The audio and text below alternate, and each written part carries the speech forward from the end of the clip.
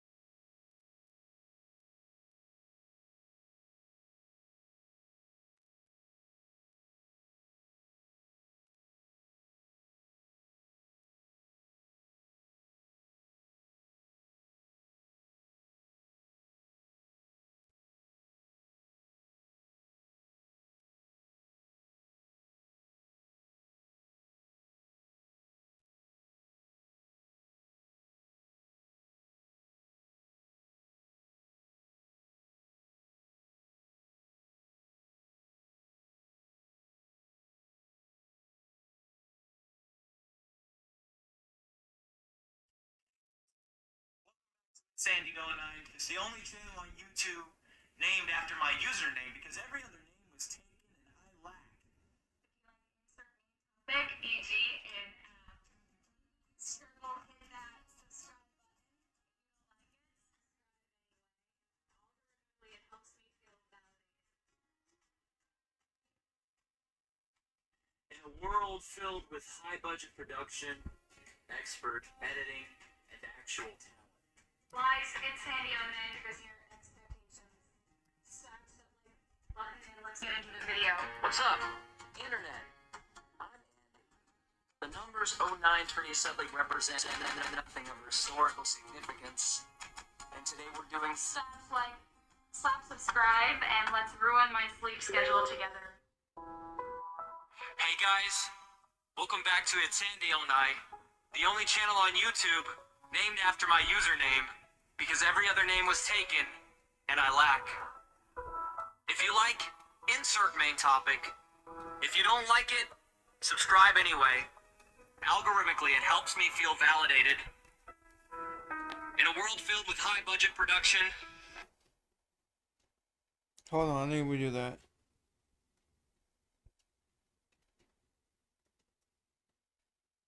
Terrible advice.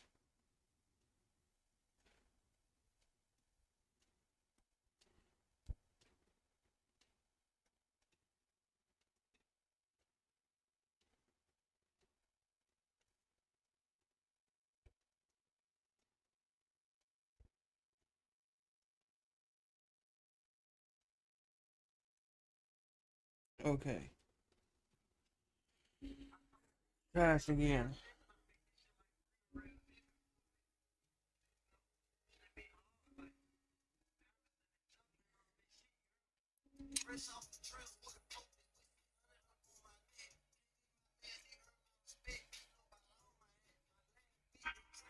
Hey guys, welcome back to It's Sandy09, the only channel on YouTube named after my username because every other name was taken and I lack. If you like terrible advice, watching me struggle, hit that subscribe button. If you don't like it, subscribe anyway. Algorithmically, it helps me feel validated. In a world filled with high budget production, expert editing, and actual talent. Lies It's Sandy09. I need to redo that. Hang on.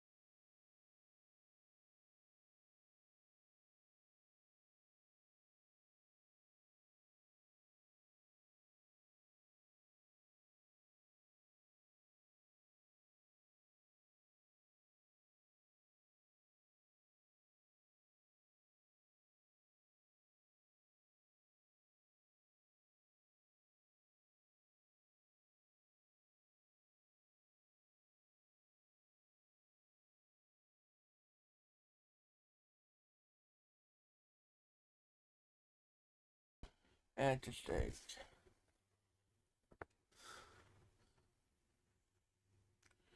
And undo that. Alexa, all lights on.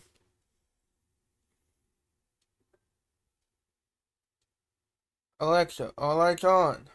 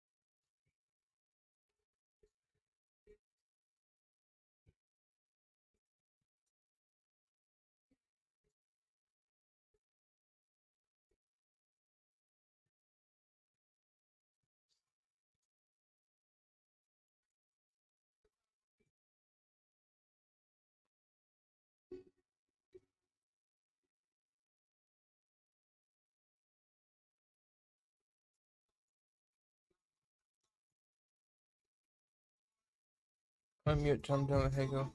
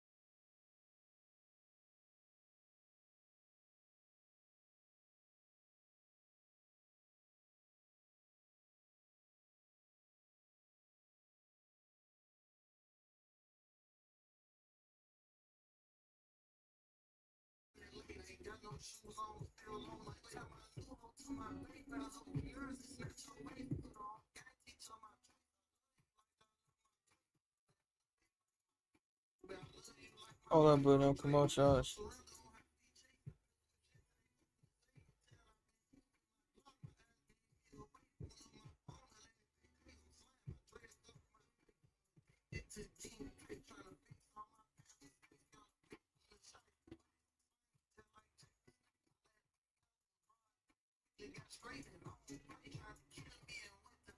Bien.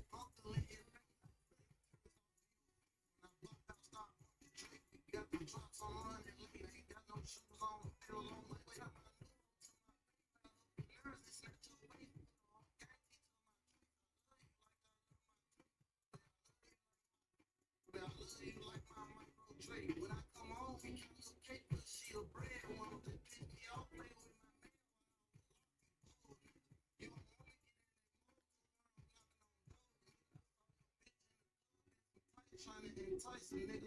Took 3 shots of Casamigo. Made my mind up, I might hit him. But I stand on who I say I am. Go check my credentials. Got more killers than Al Qaeda. I'm shiesty, been lying, nigga. 3 and 300 black out came with a gold by zero triple.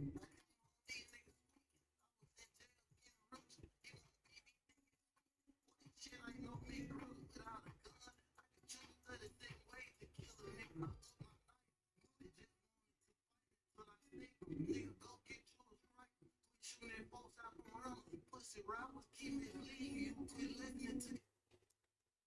I'm gonna check my sound quality. Hang on.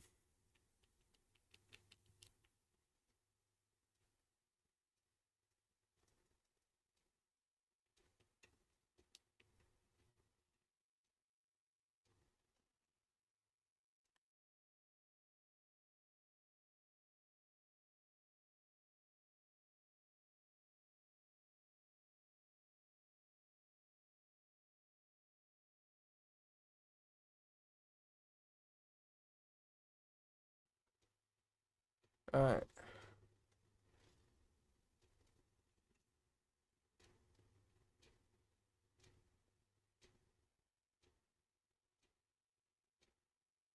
It's not that far behind.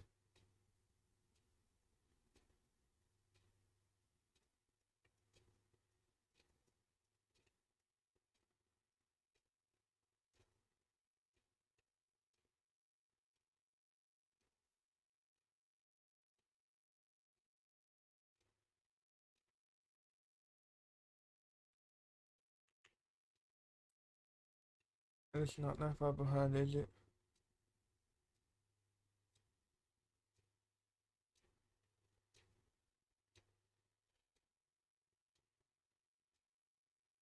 What's wrong with my...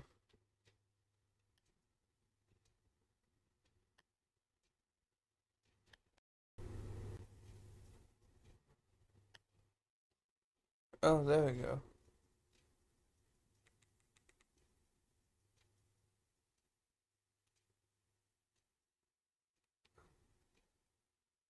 Okay.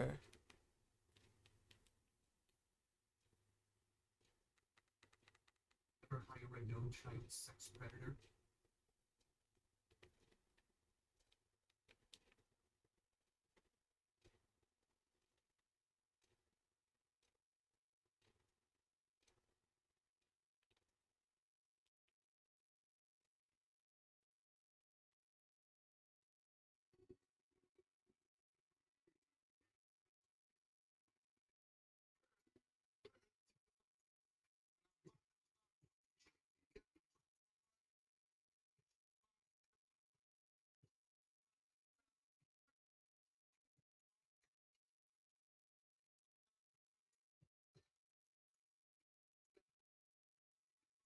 Trying to get somebody in.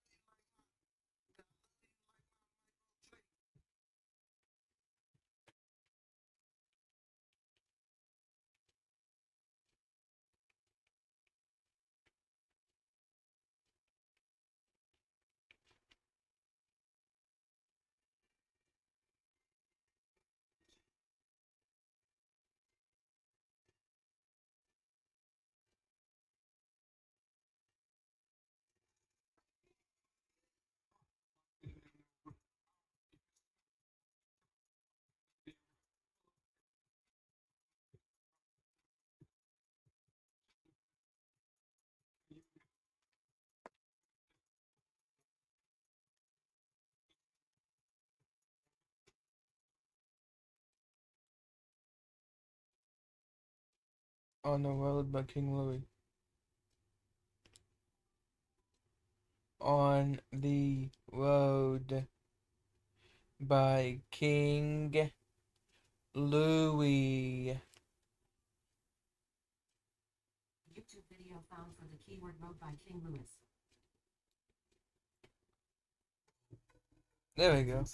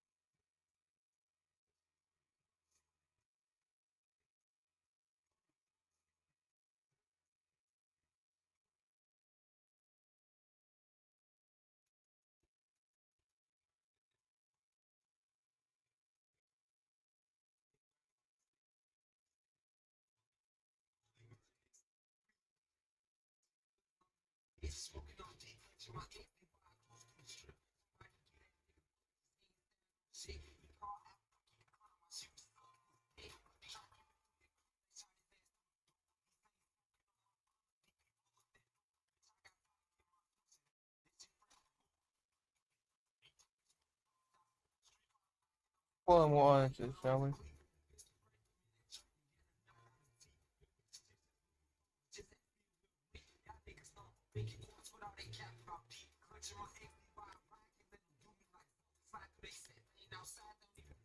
What is that? I forget you're on Twitter. Don't want to go live with you anyway.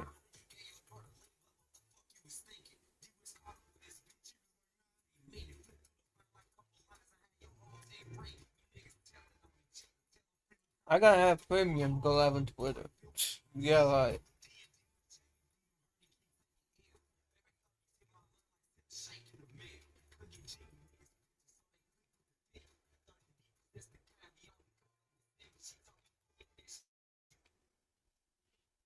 I ain't getting premium just to go live on Twitter.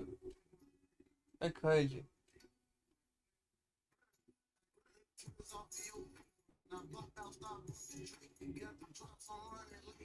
I should get a kid count though. Go live on that one.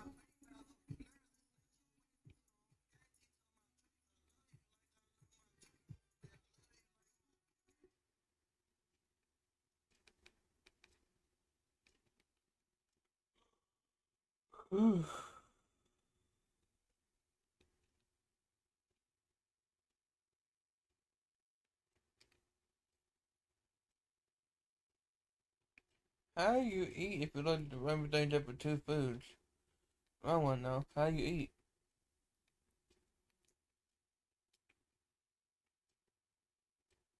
Chip challenge. Look how black it is. Oh, it's burning. I need my drink. And people say that. Try that. Let's try the. How is this? Hang on. I can show it on here. What am I doing playing over here? You can hear it better. Share screen.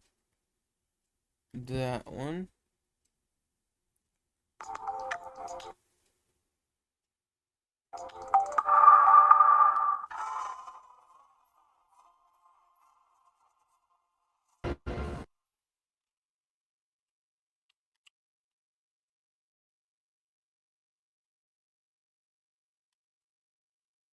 I need to be able to see the comments, y'all.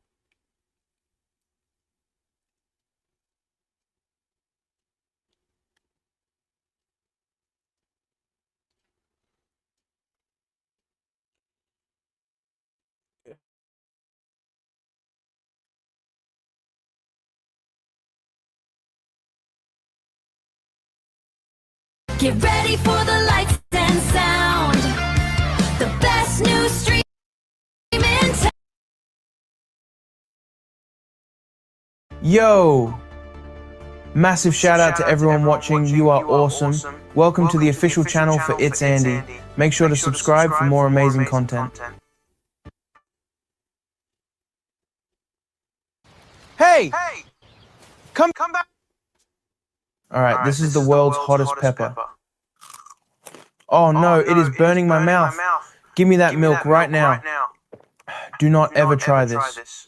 Alright, this is the world's hottest pepper.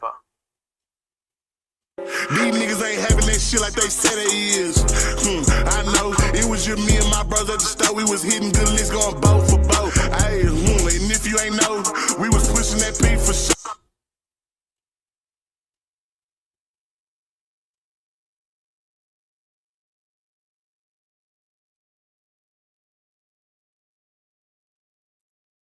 Where did that video go? Hang on.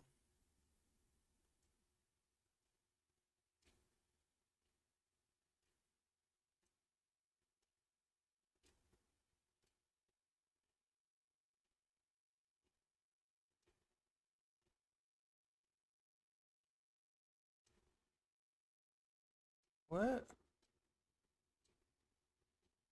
Bear with me, y'all. Where is that?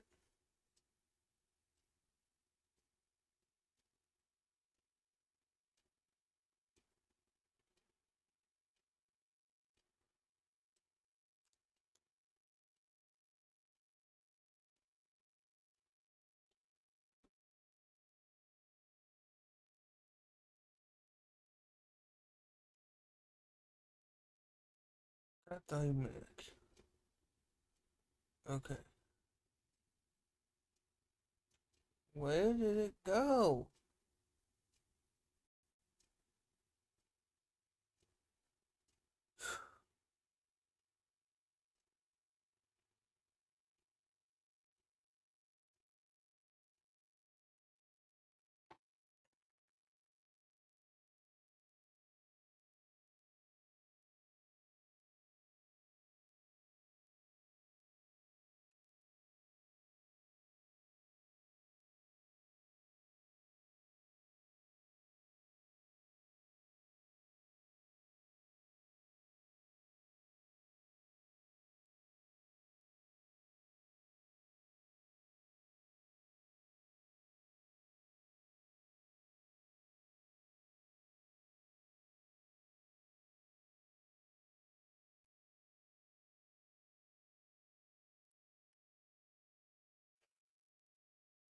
Girl.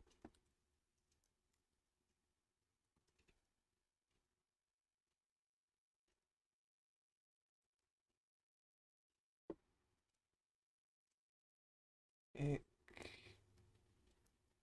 to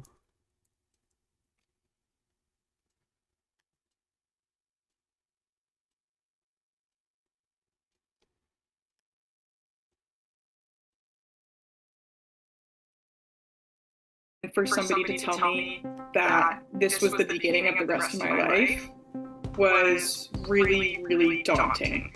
Caroline Craig from Boston is living with allergies so severe that she is only able to safely eat 2 foods. And for the first couple of years of my life, had no health issues.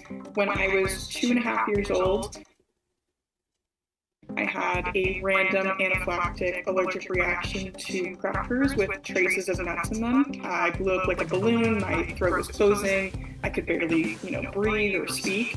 I had that allergic reaction, and then it triggered something in me where I had a lot of food intolerances. Peanuts, nuts, sesame, We'll talk about this after. mustard, kiwi, seafood, but all of those things, were pretty easily managed. She adjusted to those allergies and had a normal upbringing. Things started slowly going downhill the summer between my senior year of high school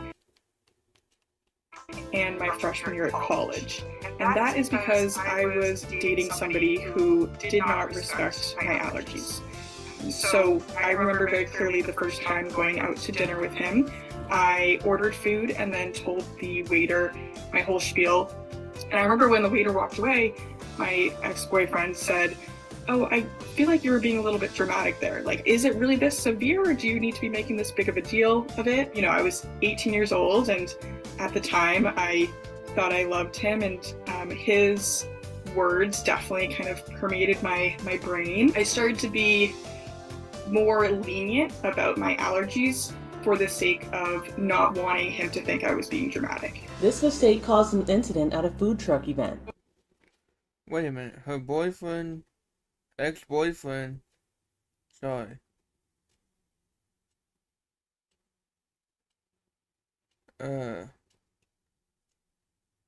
Almost killed her in a way.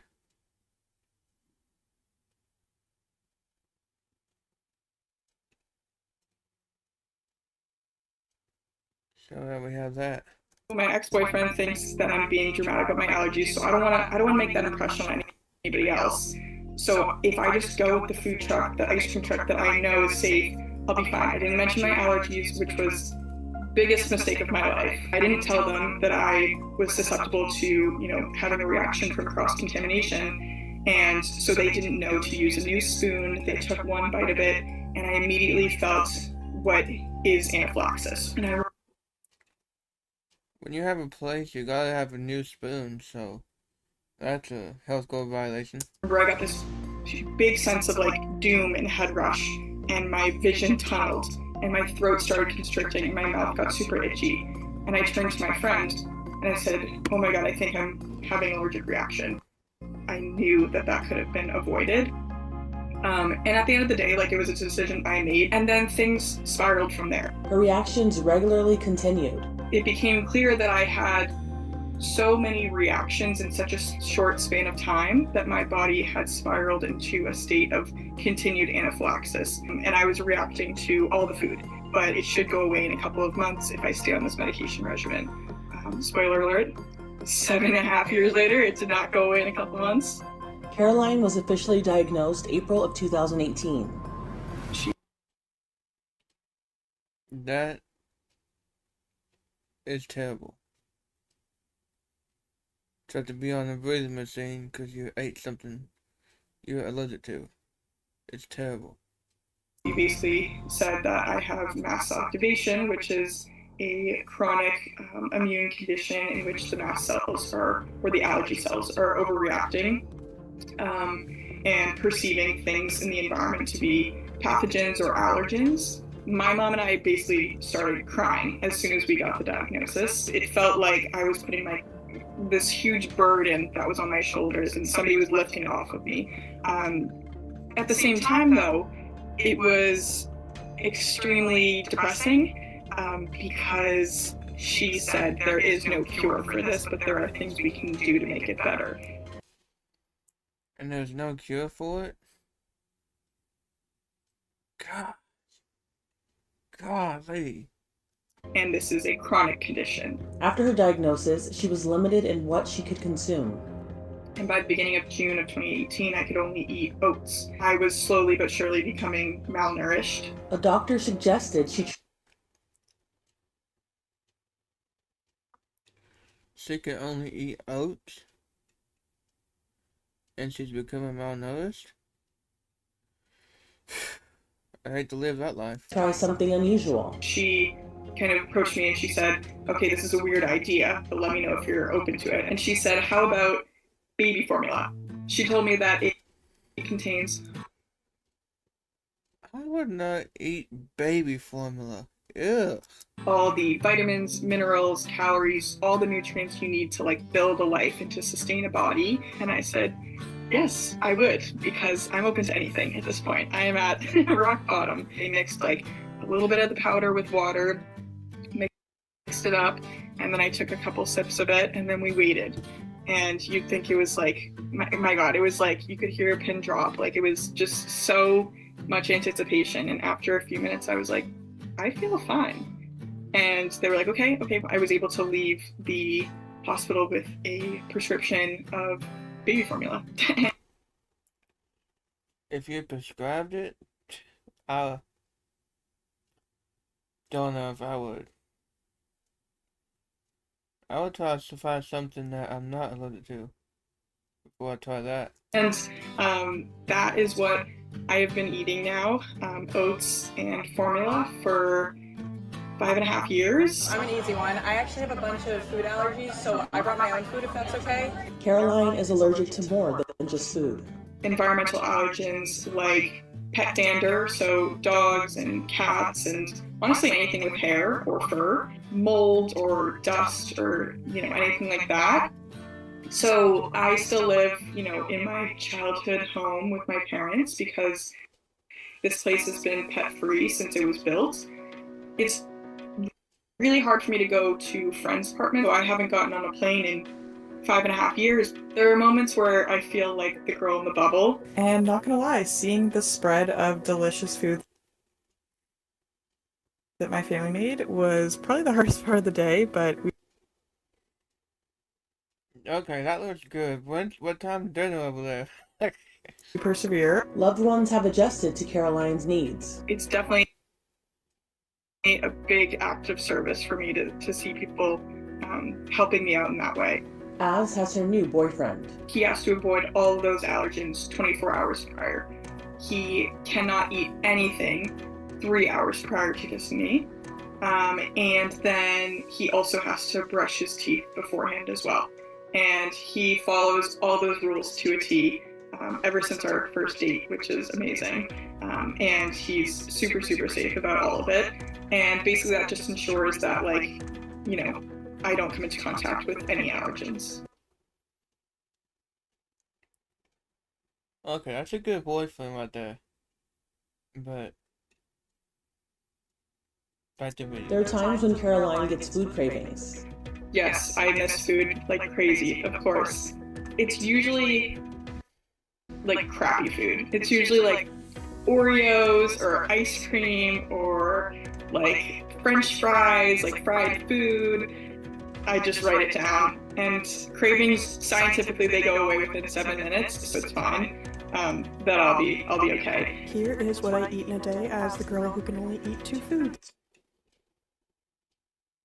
Starting off with cromolyn sodium, which is what I take 20 minutes before I eat, and then usually I take my pills after I eat my breakfast, but I woke up so late because I filmed this on Sunday. For breakfast, I decided to go with oat waffles and hypoallergenic formula syrup. I made 3 waffles, count them, 1, 2, and 3. On TikTok, she shares the various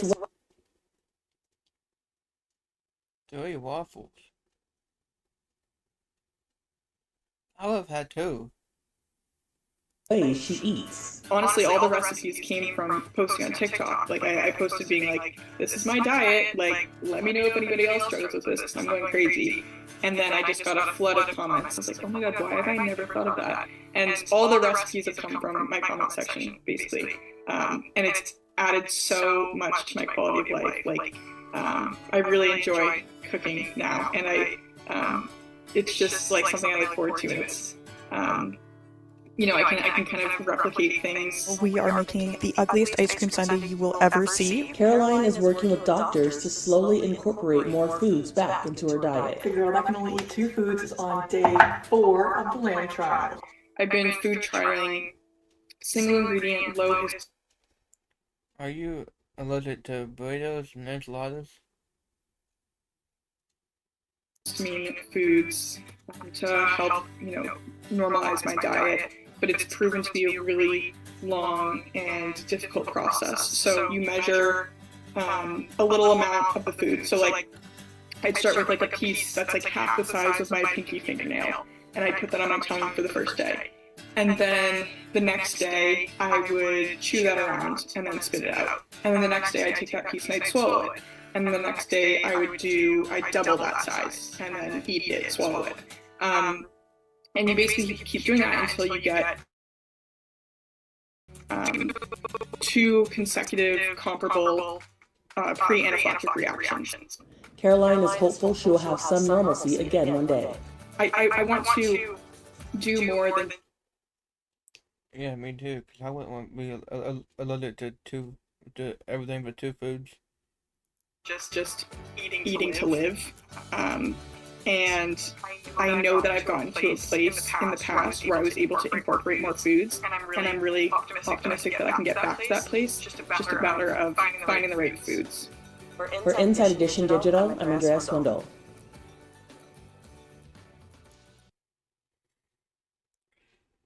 Okay.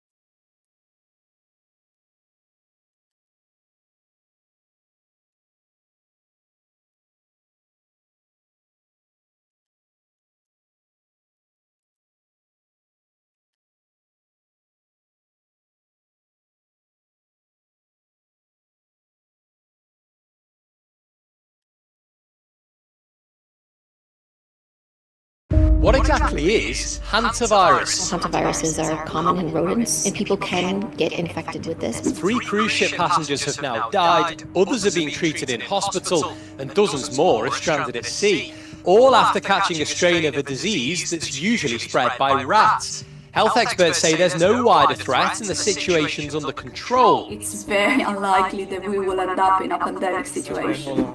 So where... This is bothering me. I need to see the chat. Hang on.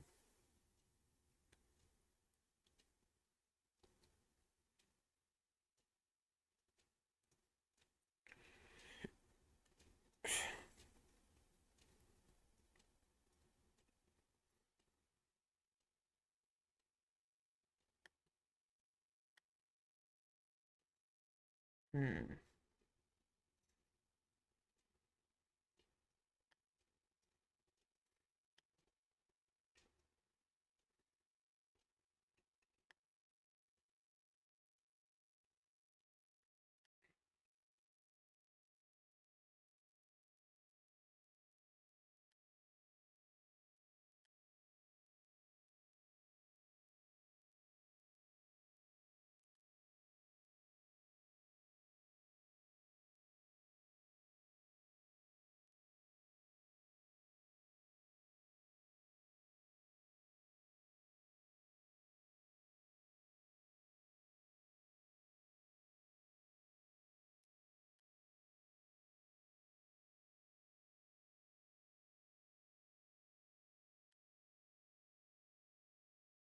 does this hantavirus come from, and how dangerous is it?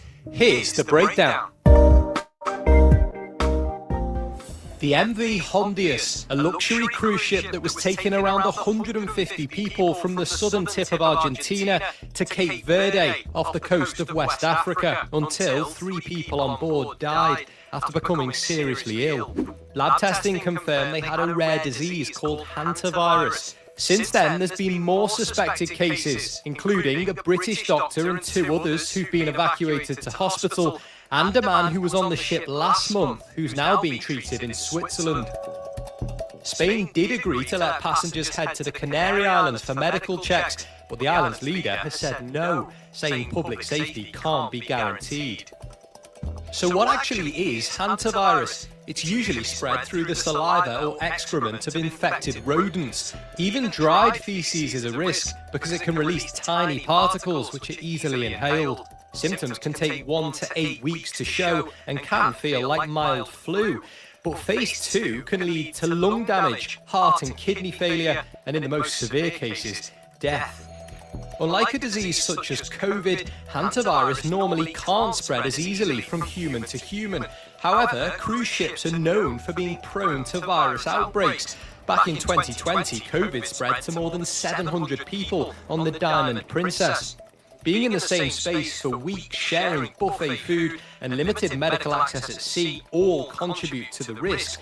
That's why the World Health Organization has said MV Hondius passengers could have spread hantavirus between each other. We know typically most people are infected through contact with rodents or their saliva or droppings, but this one particular virus has been associated with some limited human-to-human transmission among close contacts in past outbreaks. Though scientists have stressed hantavirus isn't a global threat, what we still don't know is how or where the virus was picked up in the first place.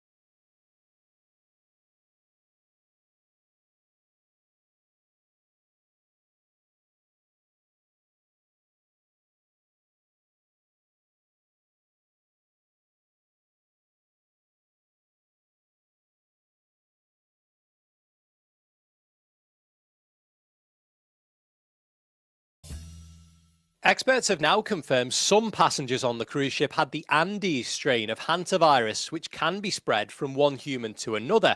So what does that mean, and how does it change things? Remember, this ship set off from South America. There have been people in hospital in South Africa and Switzerland, and a British crew member has been evacuated. So is this now a global issue? To help answer those questions, I'm going to bring in an expert on viruses. Julia Gallo is a postdoctoral scientist from the Pirbright Institute. Julia, thanks very much for joining us. Can you start by telling us a bit more about this virus and what the symptoms are? This virus is called Andes virus. It's mainly found in South America. That ends the name. At the beginning, we have something called flu-like symptoms. So something like fever, nausea, headache, general fatigue, like a sense of unwellness. And then as the disease progresses, we find mainly this virus causes something called hantavirus pulmonary syndrome. So the patients have difficulty in breathing mainly. It can affect the heart as well. So they usually need to be hospitalized.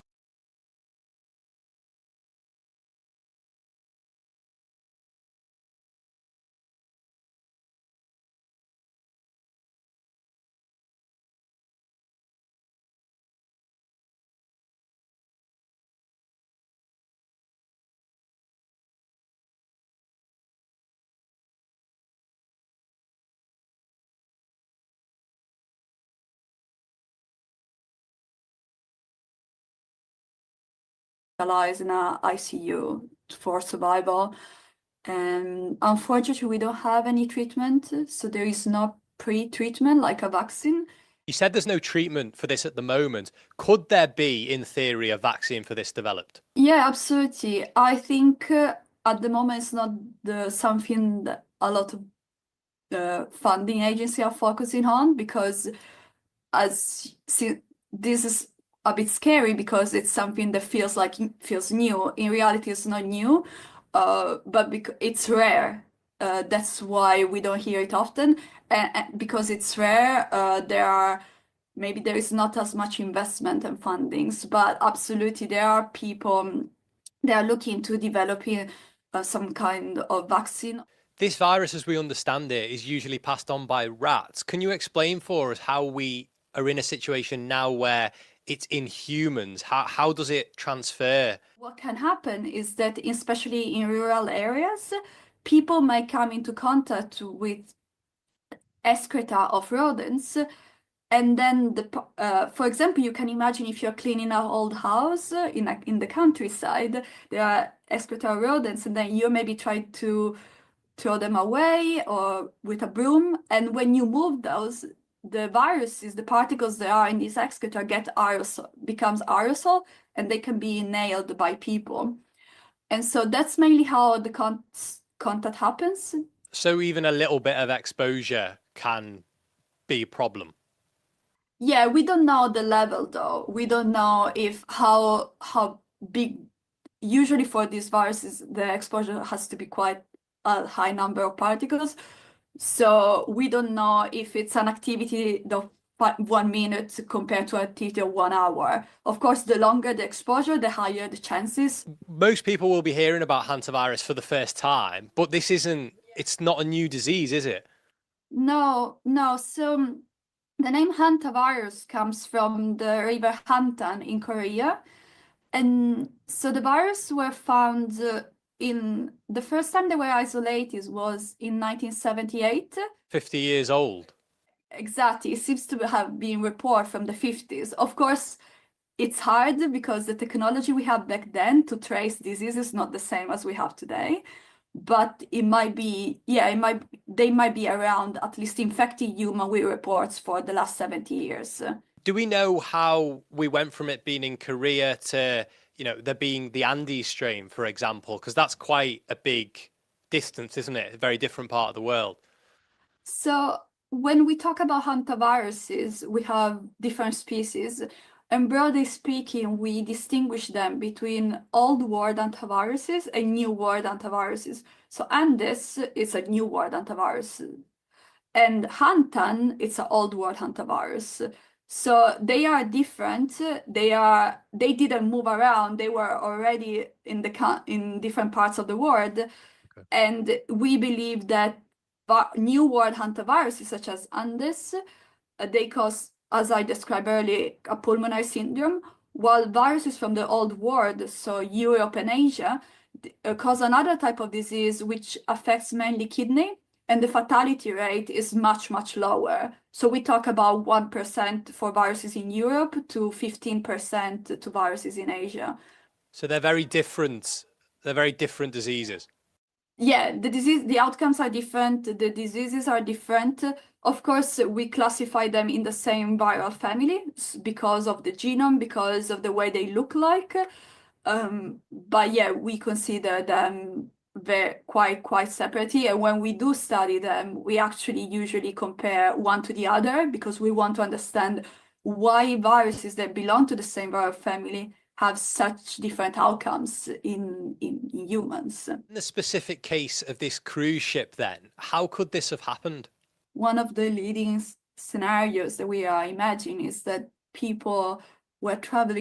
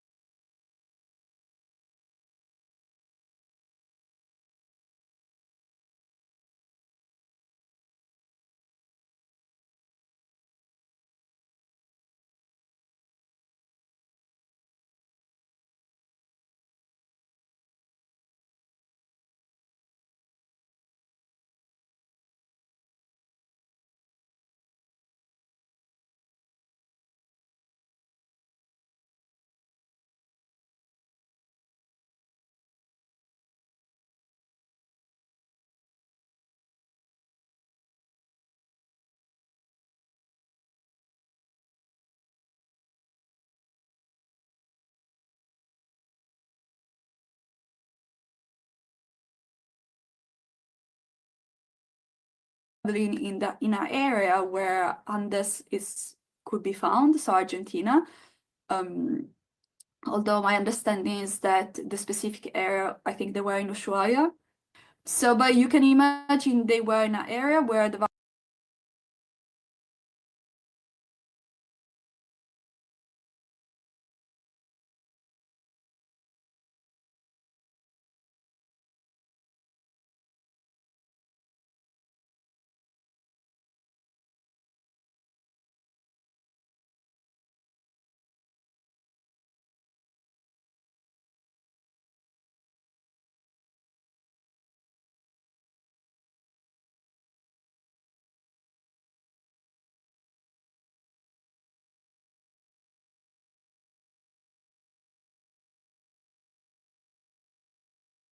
virus is endemic, and we don't know what the type of tourism they've done, but if they went to a rural area or where the virus might be present, they might come into contact with it and then went back to the ship.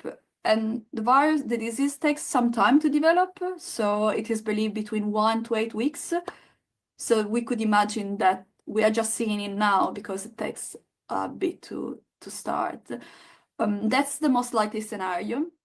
Can you talk us through what the process is when someone is evacuated, in this instance, from the ship? What then happens from a medical standpoint? My understanding is that it can be quite scary because, of course,